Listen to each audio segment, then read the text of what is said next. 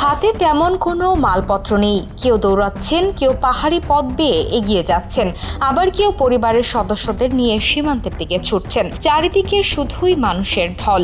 সে বিশৃঙ্খল দৃশ্যের ভিডিও সামাজিক যোগাযোগ মাধ্যমে ছড়িয়ে পড়তেই শুরু হয়েছে ব্যাপক আলোচনা। ভাইরাল হওয়া ভিডিওটি স্পেনের উত্তর আফ্রিকান স্বায়ত্তশাসিত অঞ্চল সেউতার সীমান্তের বলে জানা গেছে।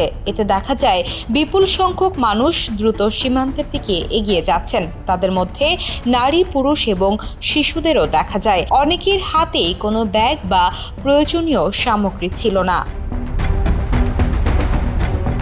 প্রতিবেদন অনুযায়ী গেল ৩০ জুলাই ২০২৬ মরক্কো থেকে হাজারো মানুষ অনিয়মিতভাবে সেউতায় প্রবেশের চেষ্টা করেন। কেউ সমুদ্র পথে সাঁতরে, আবার কেউ সীমান্ত অতিক্রম করে স্পেনে ঢোকার চেষ্টা করেন। জানা গেছে, সম্প্রতি স্পেনের একটি আদালতের রায়ের পর সমুদ্র পথে প্রবেশকারীদের তাৎক্ষণিকভাবে ফেরত পাঠানোর নিয়মে পরিবর্তন আসায় এই পরিস্থিতির সৃষ্টি হয়েছে বলে ধারণা করা হচ্ছে। এর সুযোগ নিয়ে মানব পাচার চক্র সক্রিয় হয়ে ওঠে বলে অভিযোগ রয়েছে। পরিস্থিতি নিয়ন্ত্রণে স্পেন অতিরিক্ত সামরিক ও নিরাপত্তা বাহিনী মোতায়েন করে। বিভিন্ন আন্তর্জাতিক গণমাধ্যমের খবরে বলা হয়েছে, এই সীমান্ত পারাপারের ঘটনায় অন্তত ৯ জনের মৃত্যু হয়েছে।